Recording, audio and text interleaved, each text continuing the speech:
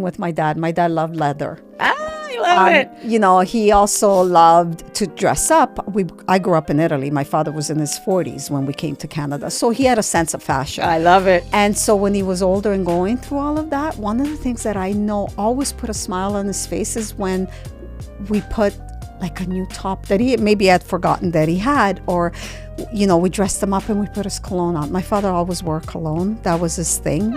And so I could tell it's like he would come to life. Yes. You know, because to him, he felt like himself again. Yes. My mother-in-law loved red nail polish. Right. And so that was her thing. And so, I mean, even the girls, her granddaughters, they would be like, we got to put some red nail polish. And then when we went to visit and she had her red nail polish on, we're like, what? It's something that even though they might not remember in the time, it was something that made them feel good, and it probably will still allow them to feel good. Yes. Good? Okay. Hi, everyone. And guess what? We're back with another Sandwich Years. And so for those of you who are watching or listening for the very first time, just to let you know, Sandwich Years is when you're taking care of your top bun, which could be an elder, aunt, uncle, your parents, and could also be siblings. And then also when you're taking care of your bottom bun, which is a dependent of some sort, could be your kids, could be your nieces, nephews, or a youth or somebody that you just really need to care for and support. We branched out to a little bit of fur babies as well, because fur babies, to be quite honest, you can't leave them. They do need feeding. And so those are, that's when you are in the sandwich years. You are squeezed and blessed is what we called it, because you are giving everywhere. And then you try to find something for yourself as well. So you're typically in the middle. Today, I have a friend with me, and my friend's name is Rosanna. And so today, Rosanna is going to share a little bit about her story. So, Rosanna, if you can tell everybody who you are, that would be wonderful. Hi, everyone. As Chantal said, my name is Rosanna Pagliaro. I am a wife of 43 years, Woo-hoo. a daughter, a mom of 3 adult daughters, and a grandmother to 5 little angels. 5. And I'm also, as of recently, an elder carer and end-of-life doula. That's who I am in a nutshell. Okay. And so, wow, that's a lot. So you're not the typical sandwich, but 5 grandkids, which is phenomenal. And I think one of our shows we talked about, grandkids are like that second best thing ever happens to you. Exactly. You help take care of them, but you give them away. Yeah. And but your heart is even extended even further. Yes. And so with that said, tell us a little bit about how you're squeezed and blessed presently. Okay. So currently, I have my mom living with me, who's 86 years old. She moved in last year. After being in the hospital twice, she was in rehab for 7 weeks, and then we realized she had to move in because she couldn't live on her own. So my mom lives with us. As I said, she's 86. I'm her primary caregiver. She has a walker. Rehab from? She was really sick and had an infection, and then kind of early Alzheimer's set in. She forgot how to walk, kind of thing. She was, everything changed in her life. She was living on her own prior to that. Oh. So from going to the hospital, then she ended up in rehab. Then she had another infection. So then we decided we were just going to bring her home. We had to live in for a short period with her because she wanted to stay in her home, but it didn't work out. And so she's in my home. So she's been in my home, as I said, since middle of last year. I also have my daughter, who's 32 years old, who moved back home just before Christmas. So that's also interesting because she had left home when she was in university. Okay. So it's a whole new So they come back. They do come back. Okay, good. Because, you know, my heart is sitting there going, my daughter's like, oh, well, maybe I'll leave and I'll stay in Ottawa. And I was like, no, please come back. Yeah, they do come back. At 32, you're like, I didn't know if you were really coming back, but you're grateful, right? I am grateful, and I love my time with her. We just have to adjust living together again. Yeah. So, and then I'm a grandmother, so I have my grandkids. So I help my daughters with their kids. My oldest daughter lives 5 minutes away from my house. So I'm really the backup on the kids are sick at school, or, they can't make the pickup after school, or on days that they're on PA days, then they come to Nana's. So, yeah. So that's my current situation, which is great because I have both spectrums all the way down to the grandkids. So So that's pretty busy. Yeah. Pretty busy. Yeah. When you brought mom in, did you do many altercations to the house? Like, how does she, does she have a room upstairs? So I live in a bungalow, which Okay. is perfect. Okay. So just to step back a little bit in terms of what you asked me, a lot of it I already knew, and I had kind of done preparing for her to move in because I took care of my dad before he passed. Okay. And so I had learned a lot about what was needed because he was in a wheelchair at first and then with a walker. So I kind of learned a lot through him. So I was kind of prepared. I knew when I was going to take her home. So really what I had to do was more like the bars in the bathroom, the part in the toilet where she can help herself. I live in a bungalow, which is pretty easy for her. Yeah. So she doesn't have to do any stairs. We didn't have to do a chair lift. So in that sense, it's pretty easy. And she can walk around the first floor, like the main floor, which she loves, right, with her walker. So with your experience now, so let's talk about dad and what you learned during dad's, because Yeah. I think the key is, and I think I've said it before, you don't know what you don't know while you're going through it. You're one step ahead once you've done it before. Yes. But if you've never done it before, you're kind of sitting there going, what do I have to do? So we're gonna backtrack and talk about dad for a bit. So dad, he had a stroke, was a mild stroke, but a month later he had a massive stroke. Oh. And so he ended up in the hospital. He was there for 8 weeks. By the time he came home, they told us to put him in an old facility, like An old age home? old age home, where he needed 24/7 care. Okay. And as I learned, I mean, they do the best they can, but they were very much about, he's coming home this day. This is what you need to do. Put him on the list. And I was like, hold on a second. We're not ready at the house. It's going to take time to get him into a home. And I need to figure out what I need to do at the house and services and all of that. So I kind of pushed back. And to be quite honest, that's what we're supposed to do. Yeah. For those of you who have loved ones who end up in the hospital, how do I say? The ideal scenario is that you can take them home and love them and care for them. But to be reality is you can't. Yeah. And so you have to vocalize that. Yeah. You have to tell the hospital, I can't care for them the way they need to be cared for in my home. And that's okay. Yeah. Because I think as humans, we're like, no, I can care for them. They're my parents. I have to. But if you do that, you're taking on responsibility. Well, that's that you're exactly not what ready happened for. to me. Oh, you ended up taking, okay. Yes. And so it's funny because that's exactly what happened. So he was ready to come home. I pushed. I looked into services. I learned a lot because, again, there are services available. There are PSWs. There's physiotherapy. I also knew my dad. And one of the things that kept coming up for me was, you guys don't know my dad. My dad has a will to live that I've never seen. So my dad is going to push to get back to walking out of the wheelchair. And he did. Nice. So we took him home.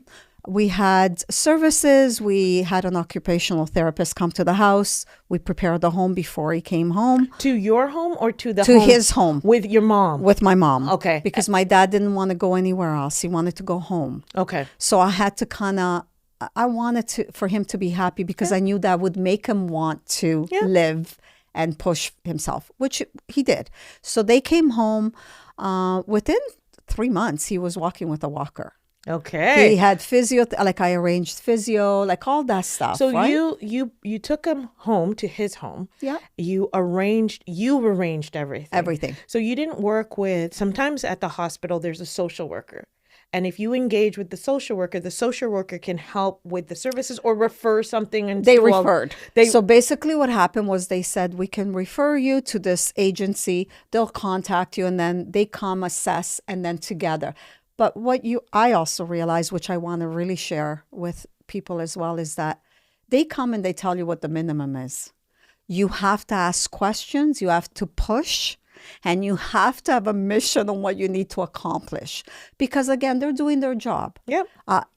They're doing what they're told to do, what they can offer.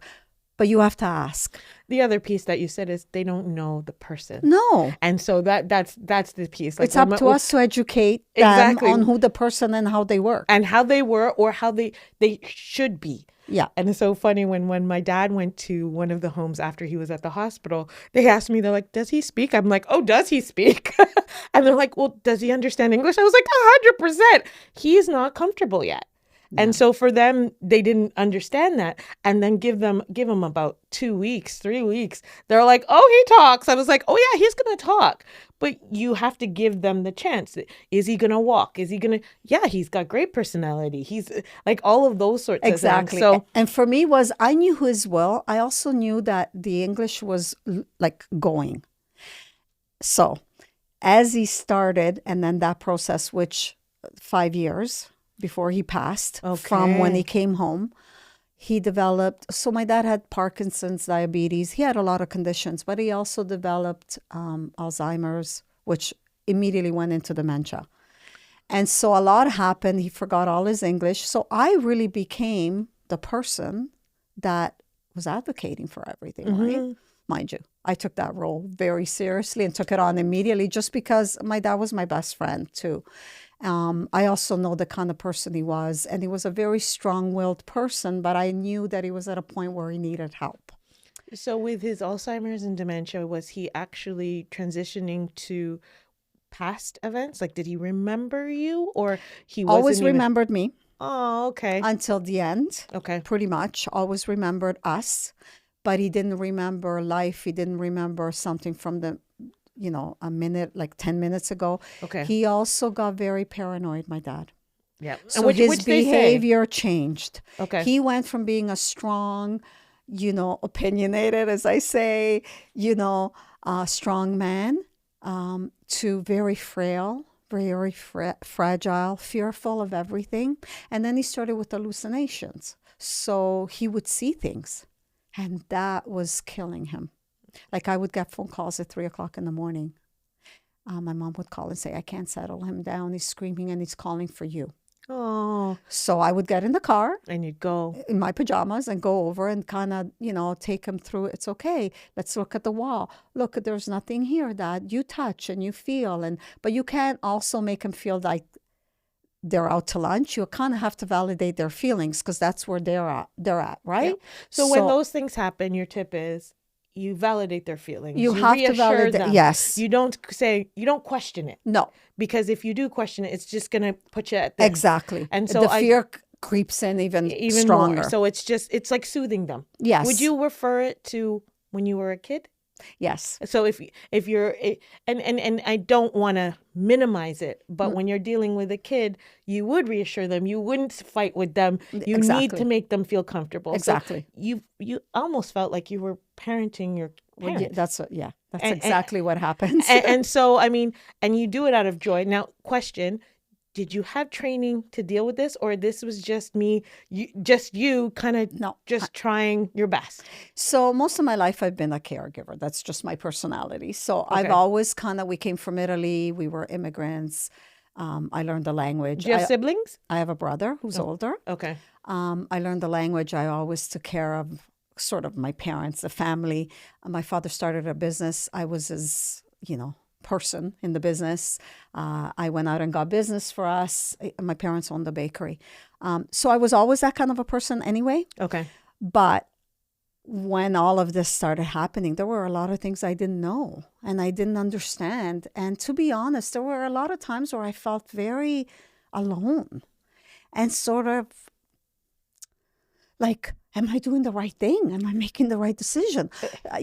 Now, one thing about myself is I ask a lot of questions. I'm one of those people I love to learn, and I'm always questioning why or explain it to me. Yeah. And so that worked in my advantage in the sense of I asked questions. I made phone calls. I looked at services. I looked at what I could provide for my parents, but also in the situation that they were in. They were still in their home. They wanted to be in their home. My dad didn't speak English. He was dealing with dementia. There was a lot of factors, right? Yeah. But I learned a lot. So because I asked a lot of questions, I researched things. Yep. The seniors clinic really was very helpful with Okay. making us understand and providing even counseling. And so I think I'm hearing it, and I think this is one of the tips. You got to ask questions. Always. And you have to be okay with asking the questions. Yes. Because there's some people out there who are just like, they'll tell me what I need to know. Actually, they don't. Because they don't know what you don't know. That's what you have to remember. They're telling you what is part of their work. Yeah. This is how I say it, right? Yeah, say it. They'll tell you what they know because that's what they're being trained to tell you and to do. But you have to ask more questions based on where you are in your situation, the person you're caring for, because you know that person. They don't know that person. They just give you the generic answer. Yeah. And they're doing the best they can in their work based on what they know. You have to be okay with pushing. Yes. And but you said it. A lot of people don't like that comfort of pushing. But for your loved ones, you got to push. You got to push. Yeah. And you got to ask questions. And I love that you said I'll ask a lot of questions. Me too. Anybody who knows me, they sit there and go, you're always asking. It's because I want to know. Yeah. And so with this whole sentiment, so Dad, you did the best you could. Yeah. You didn't have physical training, but you learned which made it even better for when you're taking care of your mom, but also when you're helping others. Yeah. So when you're going through this, you said it, you felt very lonely. Did you have any friends that were going through a similar scenario? Yes. And so we all kind of supported each other that way. But one of the things another tip that I really comes up for me all the time is have a support system. Learn how to ask for help. Okay. My biggest problem, and I know it was my problem because I was always the person that I can do anything. I can learn. I can do this. I've got it. Don't worry about it. I've got it. Well, it becomes very lonely also because I learned afterwards in my grieving that I really didn't allow anybody to help me. Because I was so set on what I needed to do and I felt I needed to do for my dad and it was my role and my job. One of the things I learned is that you have to step back a little bit and you have to allow people, when people say, what can I do for you? What do you need? How about you say something like, you know what would really help? Can you go do grocery for our family? Most people would say, yes, no problem. I'm going to do grocery for myself. I can do it for your family. 100%, as well as you would do it for them. Exactly. And so the people you surround yourself with are normally the people you would do for, and they will do back for you. Yeah. And so I love that. Ask for help or be okay to take help. Yes. And that's the piece as well. You said you have siblings. Yeah. So, I mean, the other piece is if you have siblings and you're luckily able to have siblings, give them. Now, all siblings can't do everything. And all siblings aren't made, everybody is not made to give in certain forms. Yes. So the key is understanding what form they can give in. Yes. And what they like to do and do that piece. So like, for example, my sister, she knows how to get a good deal, look for things, and she gets things. And so ideally, she was like, what does Dad need? And I told her the list. They were done. Yeah. Pajamas, everything that you think that you need to make sure that they have. Yeah. A nice pair of pajamas, new, can go a long way. Oh, yeah. For making someone feel a little bit loved, a little bit different. And, especially if they're used to dressing up. Exactly. And so, even though it's pajamas, but a nice fresh pair. That was the thing with my dad. My dad loved leather. I love it. He also loved to dress up. I grew up in Italy. My father was in his 40s when we came to Canada. So he had a sense of fashion. I love it. And so when he was older and going through all of that, one of the things that I know always put a smile on his face is when we put like a new top that he maybe had forgotten that he had, or, we dressed him up and we put his cologne on. My father always wore cologne. That was his thing. And so I could tell it's like he would come to life. Yes. Because to him, he felt like himself again. Yes. My mother-in-law loved red nail polish. Right. And so that was her thing. And so, I mean, even the girls, her granddaughters, they would be like, we got to put some red nail polish. And then when we went to visit and she had her red nail polish on, we're like, what? It's something that even though they might not remember in the time, it was something that made them feel good, and it probably will still allow them to feel good. Yes. And so Yeah, if so you can true. remember, and that's something staff won't know. That's No. stuff that people won't know. Right. And those are things that you could add to the mix and the party. Well, and this is what I always say. So, as you know, after everything and through my grieving, I kind of found my purpose. And so I went back to school. I did certifications. I learned a lot that reaffirmed what I felt and what I had learned going through it with my dad. But now I had the schooling and the training, which was amazing. So I did that also because I really wanted to share with people too. Like, one of the things that I stress all the time, put a support system in place. Okay. Look at who's around you. And I go back to what I said before, asking for help, but also put a support system in place. If you have siblings, okay, so Tuesdays you do this. Wednesdays, my niece can do this. Once a week, maybe a different grandchild comes to visit. Like, when you start working that way and you have a support system, all of a sudden things look a lot clearer and not as stressful. So when you talk about support, so we talked about siblings, but as we said, like neighbors, friends. Like, it doesn't have to be those people. So question, did you have like a team meeting? Like, did you kind of get everybody together, or did you make a list to sit there and go, these are people I can rely on that I would do for, that they would do for me? Like, how do you create that support system? So I didn't do it with dad, but I'm doing it with mom. And that's learning. Okay. Yes. So let's talk about how that works. Because now my mom lives in my house 24/7. Okay. So once a month, she goes to my brother for a week. Okay. That's her week with him. Okay. We decided when she moved in, because he was saying, well, we move her back and forth. I said, no, mom has Alzheimer's. It's early stages, but she has Alzheimer's. She has to have consistency. We cannot move her back and forth like this week, next week, this weekend, 3 days. It's too much for mom. And she needs to also, she's leaving her house, right? Of where she's always lived with dad. So she needs to be able to, feel like at home. So what I did was I brought a lot of her stuff to my house. I had the furniture, but we made her room. There's pictures. There's like 30 pictures in her room with her, my dad, us kids when we were little, the grandkids. Some of her religious pieces are there. Her curtains I brought. Oh, nice. Her new bedspread that she had just bought. Okay. So I tried to make it as comfortable as her home as I could. The other thing was I said to my brother, no, once a month you have mom for a week. And we presented to her like a little holiday. Oh, I like that. Right? So once a month, she goes on holidays to her sons. Okay. She visits with his family. They do things. They get together. So that's what my support system. So it's that one thing. One thing. So then I have a week off. That week I plan all the things that I don't like to do when mom is in my house, right? But the other thing that I had to do was my husband. So my husband, and then having my daughter move in is actually a great thing because my daughter is the youngest grandchild and she's the closest to my mom. Oh, They have a great relationship. They play cards. She cooks and my mother sits there. And so again, support system. Like today, for example. Yeah. Today, I had to make sure my husband was home. So I planned things and it's like, honey, you have to be home with mom. From the moment she gets up, make her lunch. My daughter will help dress her. And then make her lunch. And then tonight I have another meeting and my husband is out. But then I, again, support my daughter. Honey, are you okay? And she goes, I got it. And she's got it. And so I know mom is going to go to bed on time, right? So that's what I mean by support. I also have a couple of friends that my mom knows because they're my friends since high school. Yeah. And so they'll come and visit, right? And so when they're there, it's like, my friend has done this a couple of times. She'll say, go out for a walk.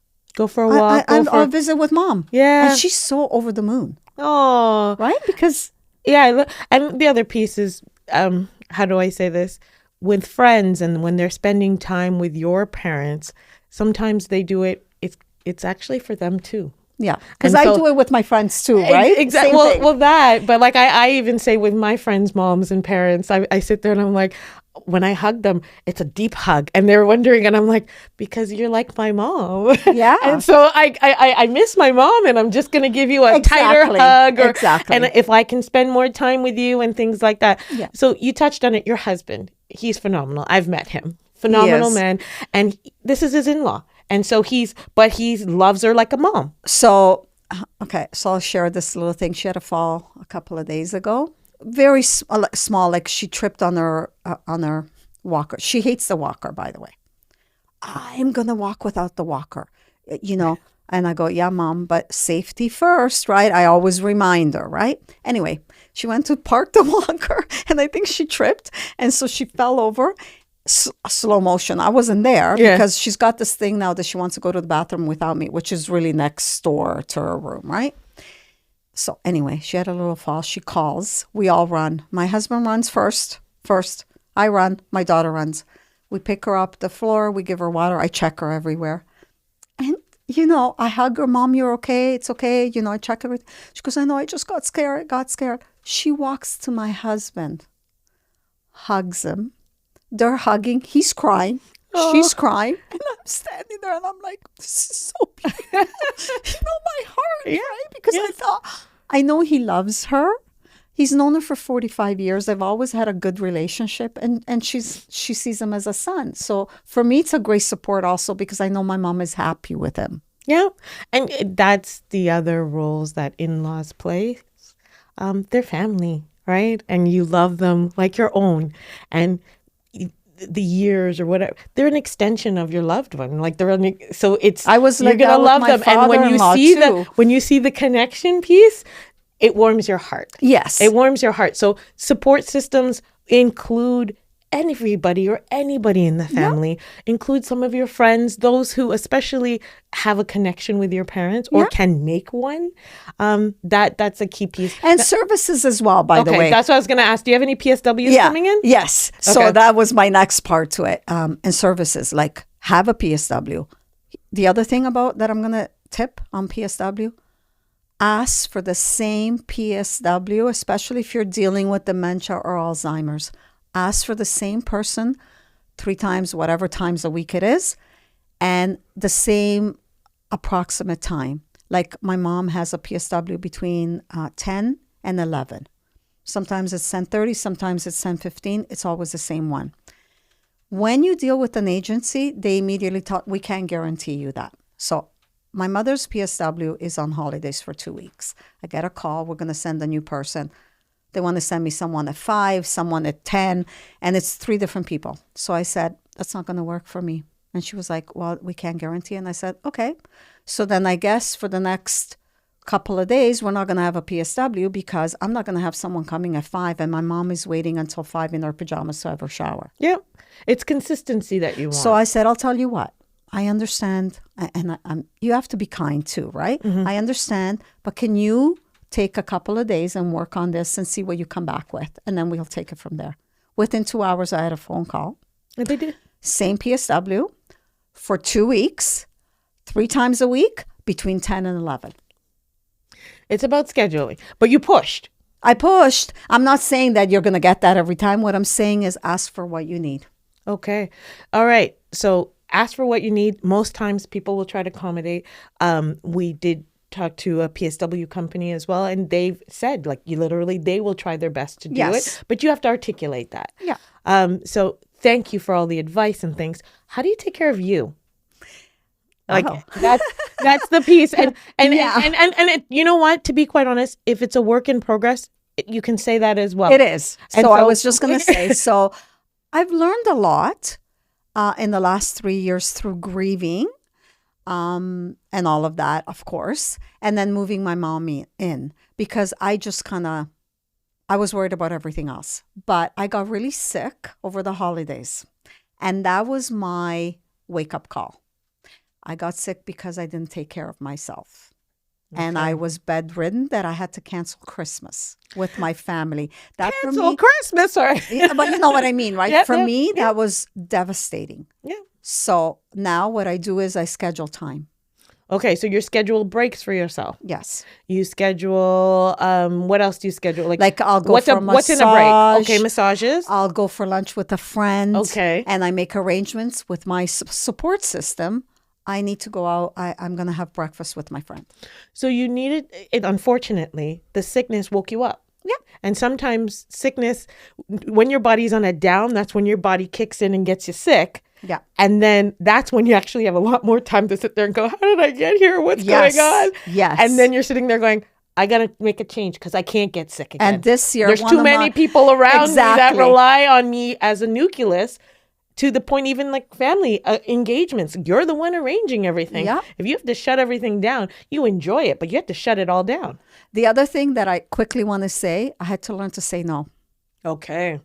And that's a rule that a lot of people have to learn. And sometimes when my grandkids need me and I have to say, no, I can't come that day because it's too short notice, the guilt, I'm not going to lie. It doesn't feel good in here, but I'm learning that, Rosanna, you can't do it. Okay. You have to, it's better for everybody. To learn how to say no, know your limits. It's something called boundaries. Yes. And so, I mean, I think throughout your life, including my life as well, learning boundaries and being okay with no. And to be quite honest, the people who love you, when you say no to them, they're okay. They're going to be okay. I learned. Yeah. And they're going to be okay. And if they're not okay, there's a problem. That's on them though. Exactly. There is a problem if they can't accept a no. Okay. So as we wrap up. Yes. One last tip that you would give somebody who has almost a similar situation as yourself. Be present. Enjoy every moment. Every moment with your mom, dad, whoever you're taking care of is a gift. And every moment you have with your child or whoever it is below you, again, is a gift. If you look at life that way and really be present today, don't worry about what's going to happen tomorrow. Don't worry about what happened yesterday. I truly believe that you remain in a joyful, appreciative, grateful, life is beautiful. My thing is always, my father used to say this, la vita bella. I truly believe that in my core. Okay, and Rosita Bella means? La vita bella means life is beautiful. Okay. So, in Italian. Okay, life is beautiful. And honestly, it is. So in the squeeze, there's definitely blessings. And so if you can remember, or not even enjoy the blessings. Yeah. Sometimes you don't recognize it. You kind of recognize it when it's gone. Yeah. And so I think from my perspective to that advice, if you can recognize it while you're in it, it's going to be a lot better. A lot better for you. Yes. And then when you reflect back, you'll start to laugh and smile as well. Yes. Because if you do have a loved one that you've lost, there's how do I say, there's joy still. Like you'll see elements of them and it just makes you laugh and smile. Constantly. Yes. And so for those of you who are kind of, look for them because they're there. They're yes. there. They're definitely there. Absolutely. Okay. Thank you so much for sharing pleasure. your story. Thank you. Thank you all for tuning in. If you obviously we're gonna have Rosanna back because we want to know how mom's doing with her new living arrangements, as well as how everything's kind of panning out and how Rosanna's finding more joy in life. The other piece too is what we're really grateful is she is a support system for end-of-life care because of her experiences as well. So, I mean, you'll see more of Rosanna and I'm really excited about that. And if you want any questions, comments, put it in anywhere. And also don't feel free to email us, but subscribe so that you can see more stories and hear more stories, as well as get support. Thank you. Thank you, Chantal, for everything you do. Thank you.